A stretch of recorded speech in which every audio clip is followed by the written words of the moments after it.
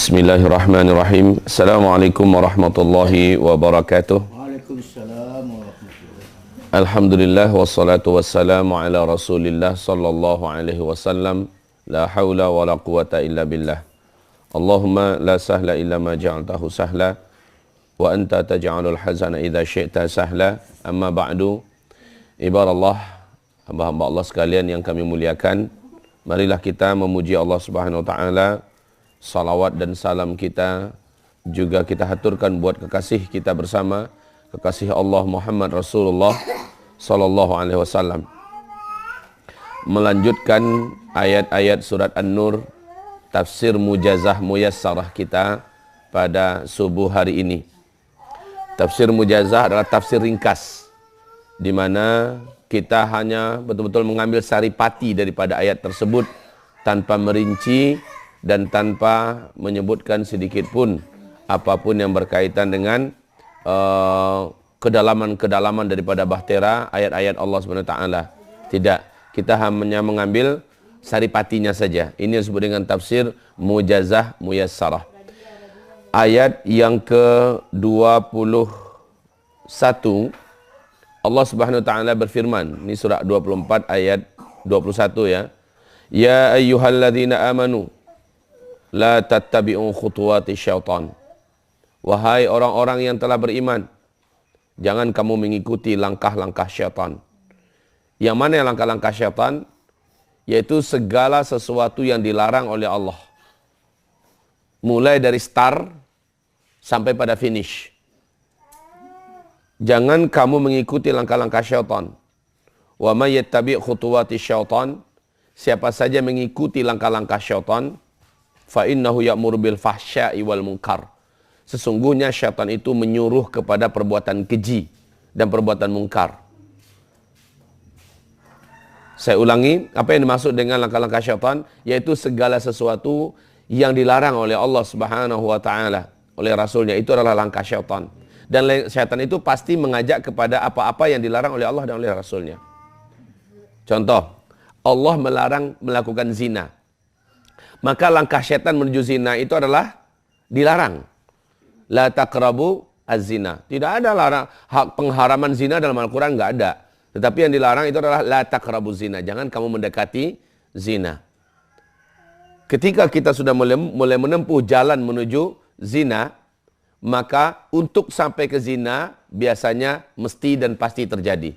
Makanya dari awal jangan kamu tempuh jalan itu. Ibarat Allah yang kami muliakan, jadi dengan ini kita paham, jika sesuatu itu adalah yang diharamkan oleh Allah Subhanahu wa taala, maka jalan-jalan yang bisa mengantarkan kepada yang diharamkan itu adalah langkah syaitan. Paham semuanya yang dimaksud? Nah, syaitan ini ya'muru bil fahsya'i wal munkar. Syaitan itu pasti menyuruh kepada fahsya dan munkar. Fahsya adalah segala sesuatu yang sifatnya lacur. Segala sesuatu yang sifatnya porno. Segala sesuatu yang sifatnya zina, yang mengarah kepada kekejian-kekejian tingkah laku, apalagi seksual menyimpang, ya, mulai daripada seksual yang tidak syar'i sampai kepada yang menyimpang, yang lebih lagi tidak syar'i. Laki-laki menyukai laki-laki, wanita menyukai wanita, orang tua menyetubuhi anaknya, istri bertetangga, istri berzina dengan suami tetangga dan sebagainya. Masya Allah. Ini adalah fahsya, ini adalah perbuatan syaitan. Nah, apa-apa yang bisa mengarahkan ke sana, seperti khalwat, mulai mengadakan hubungan di dunia maya, seperti chattingan, dan segala macamnya, ini bisa mengantarkan kepada fahsya.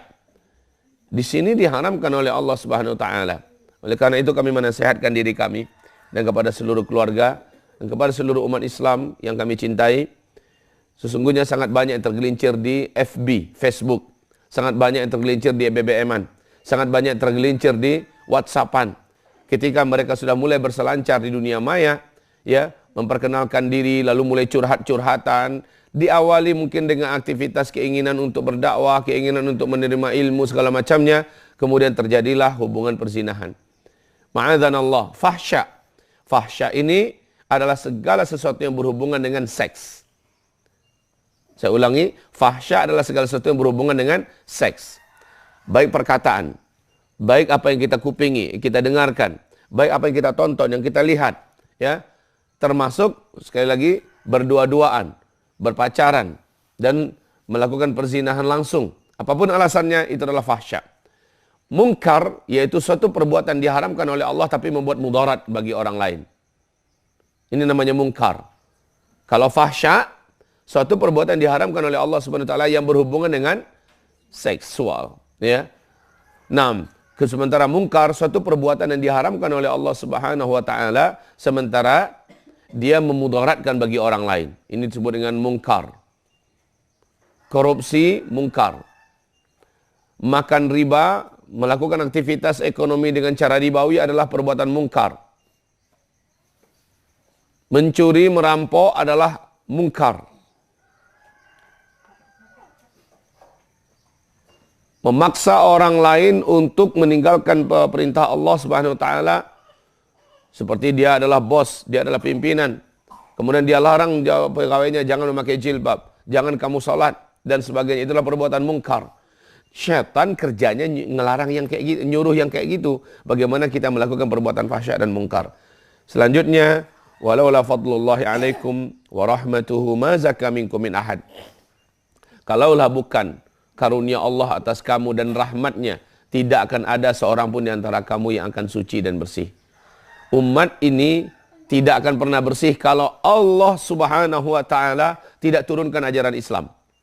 Kalau Allah tidak turunkan tuntunan kepada kita, salah satunya adalah surat An-Nur yang sekarang kita bedah. Surat An-Nur ini surat penuh dengan adab-adab. Jadi dengan Allah turunkan ajaran ini dan kita mau duduk, kita mau belajar, maka peluang kita untuk dituntun oleh Allah supaya kita selamat dari langkah-langkah syaitan ini senantiasa terbuka. Yang kedua, Allah mengumumkan bahwa dirinya penuh dengan keampunan. Allah umumkan bahwa dirinya penuh dengan keampunan. Al-Ghafur, Al-Ghaffar, At-Tawwab, Al-Afu. Allah umumkan itu. Tujuannya apa? Kullu bani Adam khatta'un, kata Rasulullah. Seluruh bani Adam itu pasti tergelincir, pasti terjatuh, pasti tersalah. Wa khairul khatta'ina at-tawwabun. Sebaik-baik orang yang tergelincir, tersalah, terjatuh tersebut adalah yang taubat. Kenapa? At-ta'ib minadz-dzamb kamman la dzambalahu. Orang yang taubat setelah dia melakukan dosa besar dan dia menyesali, kemudian dia bersumpah tidak mengulangi, lalu dia benar-benar lurus di dalam hidupnya setelah itu, Allah ampuni. Masa lalunya Allah putihkan. Nah, inilah yang dimaksud oleh Allah. Walaula fadlullahi alaikum wa rahmatuh ma zaka minkum min ahad. Kalaulah bukan karunia Allah atas kamu dan rahmatnya, tidak seorang pun di antara kamu yang akan bersih di dalam kehidupan dunia ini. Namun alhamdulillah, sekali lagi, bagaimana cara Allah membersihkan kita dengan ayat ini? Yang pertama, Allah turunkan ajarannya. Sehingga kita tertuntun di atas ajaran itu, bagi yang mau belajar. Yang kedua, bagaimana caranya berikutnya? Allah umumkan kepada hambanya bahwa dia maha pengampun, bahwa dia maha pemaaf, bahwa dia maha penerima taubat. Allah umumkan itu. Lalu Allah bukakan pintu taubat selebar-lebarnya. Siapapun yang taubat, yang minta ampun, siapapun yang istighfar, Allah pasti akan putihkan dia. Allah bersihkan dia. Ini yang menjadikan setan dari bangsa jin, setan bangsa manusia berputus asa. Sebab Allah betul-betul mengampuni siapapun yang minta ampun kepada Allah Subhanahu wa taala. Taib, dengan dua cara ini ya, dengan dua cara ini. Yang pertama, sekali lagi saya ulangi, dengan cara Allah menuntun kita, Allah ajari kita, Allah bimbing kita. Bagi yang mau dibimbing, pelajari tuntunan Allah. Lalu hiduplah di atas itu. Agar kita tidak menempuh jalan-jalan setan. Yang kedua, Allah berikan keampunan bagi yang mau minta ampun. Ada nggak yang ketiga? Ada. Bagaimana yang ketiga? Tapi ini agak kasar. Kita sebenarnya tidak mau dikasarin oleh Allah. Tetapi seringnya hamba Allah ini kayaknya milih mau dikasarin Allah. Bagaimana caranya? Allah datangkan musibah yang bertubi-tubi. Nah, jadi kalau orang ini nggak minta ampun, sementara dia menempuh jalan-jalan yang tidak baik, Allah datangkan musibah yang bertubi-tubi. Bencana yang bertubi-tubi. Musibah itu dalam rangka membersihkan seorang hamba ini. Syaratnya hamba itu harus beriman ya. Dia harus orang yang beriman, bukan orang musyrik. Ya, dia harus seorang muslim umat Nabi Muhammad SAW. Tapi dia nggak minta ampun. Dan dia bergelimang dengan dosa. Akan banyak musibah dalam hidupnya. Musibah inilah yang akan mengantarkan seorang hamba ini kepada kebersihan dan kesucian dari Allah Subhanahu wa taala. Jadi apa mau kita dikasarin oleh Allah begitu? Yaitu dengan cara didatangkan musibah bertubi-tubi. Penyakit yang sama menyambung, belum sakit ini sembuh, datang lagi penyakit yang lain, ini belum sembuh, datang lagi penyakit yang lain. Itu cara Allah untuk membersihkan si orang ini. Tapi kalau dia udah bersih, insya Allah tidak perlu ada musibah yang didatangkan kepadanya. Orang yang mengantisipasi dengan cara tidak banyak berbuat maksiat, bahkan banyak beramal soleh. Kemudian sudahlah itu dia rajin pula istighfar, ya. Kemudian dia menempuh jalan-jalan Allah Subhanahu Wa Taala, maka orang ini tidak akan jauh daripada berbagai macam musibah. Akan jauh. Rezekinya dimudahkan, hidupnya dibuat tenang oleh Allah Subhanahu Wa Taala. Sebab apa? Dosanya minim. Gitu loh. Sementara amal solehnya banyak. Dosa minim, amal soleh banyak. Insya Allah Ta'ala, orang ini benar-benar akan dimanjakan oleh Allah Subhanahu Wa Taala. Taib. Ada berapa cara Allah mensucikan kita? Ada 3. Coba sebutkan yang pertama. Allah turunkan tuntunan dan ajaran buat kita agar kita tidak menempuh jalan setan. Itu karunia Allah. Yang kedua, Allah ampuni siapapun yang mau minta ampun dan betul-betul ingin merubah dirinya, Allah putihkan dosa-dosanya. Itu cara Allah untuk mensucikan kita. Yang ketiga, dengan cara kasar. Yaitu Allah datangkan berbagai macam musibah yang berlapis-lapis, bertubi-tubi dalam rangka menyempurnakan kesucian orang ini sampai dia meninggal dunia. Jadi kalau nggak mau dikasarin oleh Allah Subhanahu Wa Taala, sementara kasar itu bagus loh. Kayak pakaian. Kalau pakaian itu bersih, nyucinya cuma kucek-kucek sedikit kan, ya, rendam sedikit dengan rinso, kucek-kucek sedikit, dah bilas selesai.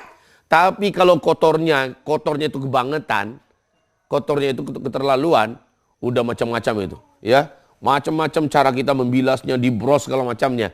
Itu dikasarin namanya itu. Tayyib.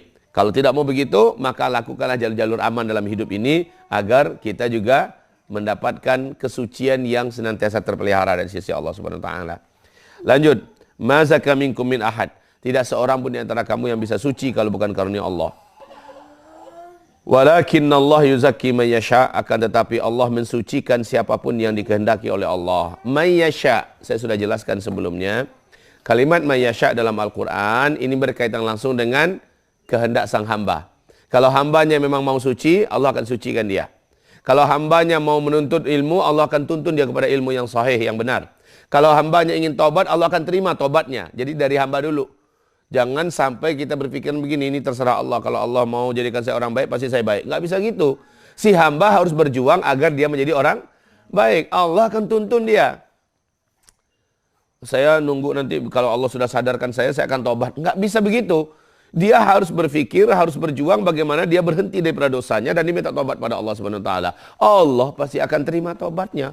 Allah pasti akan ampuni dosa-dosanya. Kemudian, jadi kalimatnya harus dari si hamba dulu ya, baru Allah merespon. Harus dari si hamba dulu, baru Allah merespon. Sama juga dengan jemput rezeki ke pasar, jemput rezeki di luar. Apa iya mungkin kita di rumah saja? Kalau ada rezeki, kalau memang masih ada jatah saya hidup, pasti akan ada yang rezeki saya akan datang. Mengharapkan orang datang bawa sedekah. Ya Allah ya Rabb, ini sesuatu yang bodoh dan ini bukan sunnatullah. Sunnatullahnya carilah, saya beri. Kan begitu kan? Carilah saya beri. Kalau bahasa orang Padang, mangakehlah denagiah. Ayam itu pergi dalam keadaan temboloknya kosong. Kemudian karena dia mengais kemana-mana, dia membongkar kemana-mana segala macamnya, pulangnya udah penuh temboloknya, ya.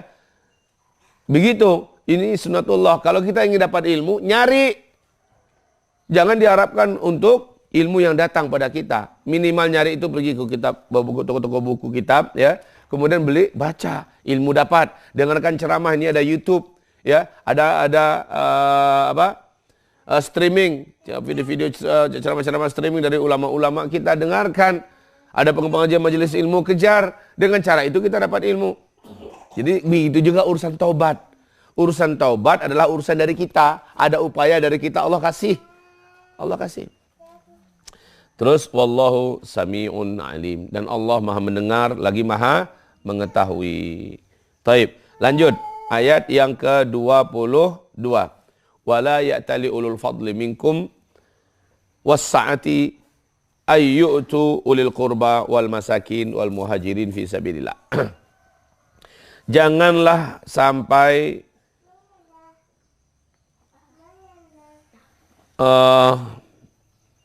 jera, sampai bertekad untuk tidak menyalurkan rezeki. Ini kisahnya kisah Abu Bakar As-Siddiq ya. Janganlah sampai jera, janganlah sampai kapok, janganlah sampai bertekad untuk tidak menyalurkan rezeki yang biasa dia salurkan kepada orang-orang yang miskin dari karib kerabatnya. Si fulan biasa kasih belanja kepada ponakannya. Si fulan biasa memberi belanja kepada iparnya, ya. Si fulan biasa memberi belanja kepada sepupunya. Si fulan biasa memberi belanja kepada karib kerabatnya yang memang nggak mampu. Nah, ternyata ada 1-2 faktor nanti yang menyebabkan si fulan itu menahan diri. Sebab apa? Kamu sudah nggak patuh pada saya. Atau kamu sudah memfitnah anak saya. Ini persis terjadi pada keluarga Abu Bakar As-Siddiq. Abu Bakar ini ada seorang ponakannya yang pernah ikut perang Badar dulu. Ponakannya ini termasuk percaya dengan hasung fitnah dari Abdullah bin Ubay bin Salul yang memfitnah putri kandung Nabi Muhammad SAW berzina dengan Sofwan bin Mu'tal. Jadi pilu, perih, luka rasanya hati Abu Bakar As-Siddiq radhiyallahu anhu saat putrinya difitnah seperti itu.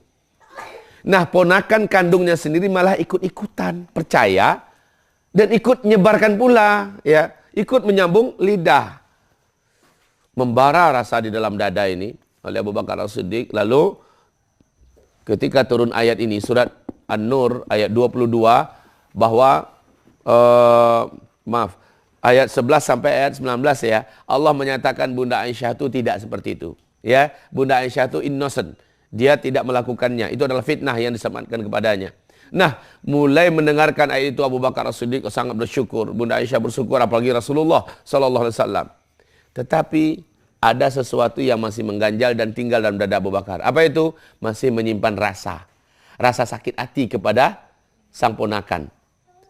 Sehingga Abu Bakar bertekad, baik, saya maafkan kamu, tapi tidak ada lagi belanja untuk yang biasa kamu terima bulanan dari saya, sudah nggak ada. Ini tekad Abu Bakar As-Siddiq radhiyallahu anhu. Saya maafkan kamu. Itu namanya maaf yang masih meninggalkan sisa di dada. Dan ini bukan maaf yang Allah sukai. Maaf yang Allah sukai itu kayak Allah memaafkan hambanya. Bagaimana cara Allah memaafkan hambanya? Allah pasti akan memutihkan dia. Kan begitu kan? Dianggap udah nggak ada. Itu yang Allah mau kita lakukan kepada sesama hamba. Nah, coba lihat, perhatikan kembali. Wala ya'tali ulul fadli minkum wa sa'ati ayyutu ulil qurba wal masakin wal muhajirin fi sabilillah. Jangan pernah kapok sampai bersumpah untuk tidak lagi menyalurkan sedekah atau kebaikan yang selama ini kamu salurkan kepada karib kerabat kamu, kepada orang-orang miskin sekitar kamu, dan juga kepada para muhajirin fisabilillah, hanya gara-gara ada faktor X, faktor luar yang menjadikan kamu menghentikan kebaikan. Sementara dia fakir, dia miskin, dan kamu orang mampu. Kamu orang yang diberi oleh Allah ulul fadli wassa'ah, orang yang diberikan oleh Allah kelapangan rezeki, kemudahan rezeki. Lalu dia stop. Hanya gara-gara si ponakan itu atau orang dekat itu sudah tidak lagi melakukan kebaikan kepadanya atau sudah tidak lagi patuh kepadanya. Sementara dia karib kerabat yang biasa menerima kebaikan itu. Catatannya selama dia tidak pindah agama ya, selama dia tidak pindah agama. Selama kebaikan kita itu tidak dimanfaatkannya untuk berbuat dosa besar. Kita kasih duit ternyata dia pakai minum-minuman mabok ya. Kita kasih duit ternyata dia pakai buat berjudi. Ya jelas nggak boleh. Tapi kita kasih duit memang untuk makan minumnya, memang untuk biaya sekolahnya dan sekolah anak-anaknya umpamanya kan. Nah, sekarang kita bersumpah untuk tidak akan menyalurkan. Karena ada kesalahannya kepada kita. Memang salah dia. Dan dia mengakui kesalahan itu. Sang ponakan kan mengakui kesalahannya pada Abu Bakar As-Siddiq. Abu Bakar memaafkan. Tetapi dia tidak mau menyalurkan belanja yang biasanya dia salurkan. Nah, ini ditegur oleh Allah Subhanahu Wa Taala. Mari kita simak ayat berikutnya. Wal ya'fu wal yasfahu, dan hendaklah mereka memaafkan. wal ya'fu wal yasfahu, dan hendaklah mereka memaafkan. Dan maaf yang Allah perintahkan itu yang ada pasangannya loh, yang wal yasfahu. Hendaklah mereka membuang apa-apa yang masih nyimpan di dada itu, dibuang. Jangan disimpan, dibuang. Tandanya orang ini belum memaafkan dengan sebenarnya, ketika terjadi ulang balik, yang lama itu diungkitnya balik, itu tandanya belum memaafkan. Iya sih, saya udah maafkan, tapi saya betul-betul nggak bisa terima dia kayak gini-gini. Nah, itu namanya belum sebenar-benarnya memaafkan. Coba sekali lagi, memaafkan itu adalah membuangnya sampai kosong dada ini, kosongkan. Buktinya apa? Kebaikan yang biasa kita berikan kepadanya kita teruskan. Saya maafkan kamu, tapi kamu jangan lagi nampak di muka saya. Kan ada orang kayak gitu kan? Saya tidak mau lagi melihat wajah kamu. Ini memaafkan atau apa namanya? Iya, saya maafkan, tetapi saya tidak mau lagi berteman dengannya. Iya, saya maafkan, tetapi dia harus keluar dari kampung ini. Iya, saya maafkan, tetapi dia tidak boleh lagi kerja di sini bersama saya. Iya, saya maafkan. Ini bukan maaf yang memaafkan. Yang memaafkan itu adalah wala ya'tali ulul fadli minkum wasa'ah ayyu'tu ulil qurba wal masakin wal muhajirin fi sabilillah. Ini ayatnya. Ya. Orang-orang yang sudah, apalagi orang yang baru hijrah ke Islam. Kan masih ada peperangnya jahiliyah yang 1-2 ke bawah umpamanya nih. Maafkan. Ketika memaafkan, kosongkan. Jangan diingat-ingat lagi masa lalu. Seperti Abu Bakar masih diingatnya. Setelah mendengarkan ayat ini turun, langsung Abu Bakar As-Siddiq bersumpah. Demi Allah, saya akan teruskan belanja untuk ponakan saya. Ini kata Abu Bakar As-Siddiq. Taib, lanjut. Wal ya'fu wal yasfahu. Dan hendaklah mereka memaafkan dan melapangkan. Itu yang Allah mau. Itu yang Allah. Soalnya kalau udah dimaafkan, yang masih nyimpen di sini itu nyakitin seumur hidup loh.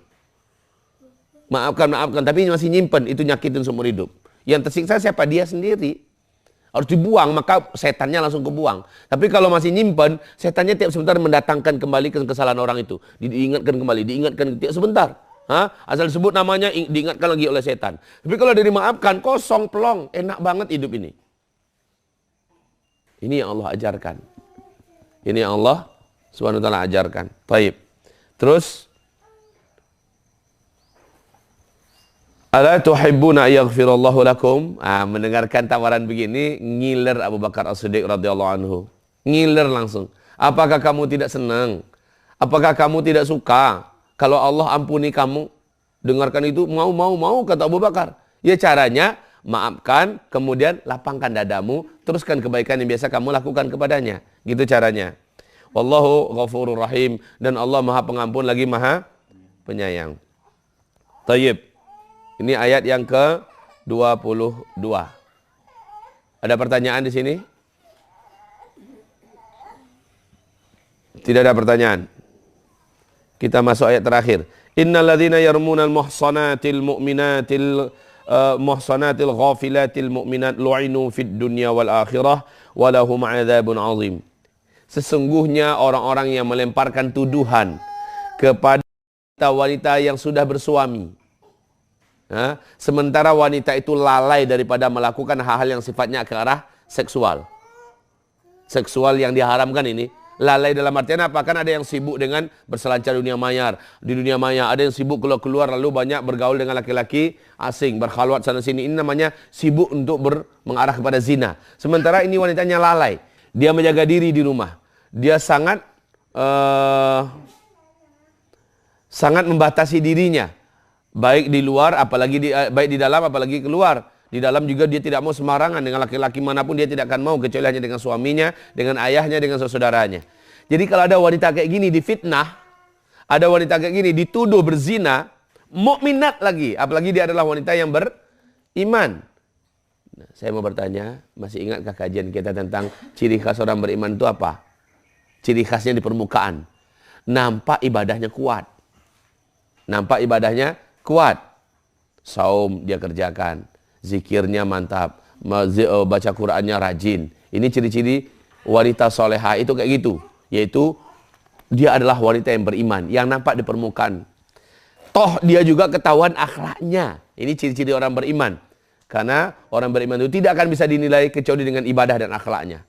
Nah, lanjut. Nah, wanita yang baik-baik kayak gini sempat difitnah, lu'inu fid dunya wal akhirah. Pelaku fitnah ini akan dilaknat di dunia dan di akhirat. Coba saya bertanya kembali, masih ingat apa makna laknat? Al-bu'du 'anir rahmah atau al-bu'du 'an rahmatillah. Jauh orang ini dari rahmat Allah Subhanahu wa taala. Dia dapat rezeki, dapat, tetapi rezeki itu tidak ada rahmat di dalamnya. Rezeki itu tidak ada berkah di dalamnya. Dapat mobil ini akan mengantarkannya kepada kecelakaan. Ya, kalau dia dapat pangkat ini akan menjebloskannya nanti ke dalam penjara. Kalau dia dapat duit itu akan mengantarkannya kepada maksiat. Lah ini rahmat apaan? Maka rezeki itu ketika tercabut dari rahmat Allah, ketika dicabut nuzi'ati anhu al-barakah, dicabut daripadanya keberkahan, maka hidupnya akan penuh dengan kesengsaraan. Lu'inu fid dunya wal akhirah, di dunia. Kalau di dunia dia sudah dijauhkan dari rahmat Allah, di akhirat gimana rahmatnya dia dijauhkan dari rahmat Allah di akhirat? Di akhirat bentuk dia dijauhkan dari rahmat Allah adalah urusannya di padang mahsyar akan diberatkan oleh Allah, berat. Kemudian dia mesti merasakan neraka karena surga itu rahmat Allah, sementara dia lu'inu fid dunya wal akhirah, berarti urusan ini urusan besar loh. Memfitnah wanita baik-baik berzina, ini urusan besar. Maka orang yang melakukan ini akan dilaknat di dunia, dilaknat sampai ke akhirat. Terus walahum adzabun azim, untuk mereka azab yang sangat besar. Saya sudah jelaskan makna perbedaan antara alim dengan azim. Azim ini sangat dahsyat. Dan azab seperti ini biasanya hanya ada di akhirat. Azab yang azim itu hanya ada di akhirat. Kalau azab alim adanya di dunia, ya, di dunia dan di akhirat. Tapi kalau azim hanya di akhirat umumnya gitu. Taib, ibarat Allah yang kami muliakan, kita cukupkan sampai di sini. Semoga bermanfaat apa yang kami sampaikan dari 3 ayat ini. Semoga Allah Subhanahu wa taala menjadikan kita termasuk orang-orang yang mendalam ilmunya dan diberi kekuatan untuk bisa mengamalkan ilmu ini. Amin ya rabbal alamin. Subhanakallahumma bihamdika asyhadu an la ilaha illa anta astaghfiruka wa atubu ilaik. Wassalamualaikum warahmatullahi wabarakatuh.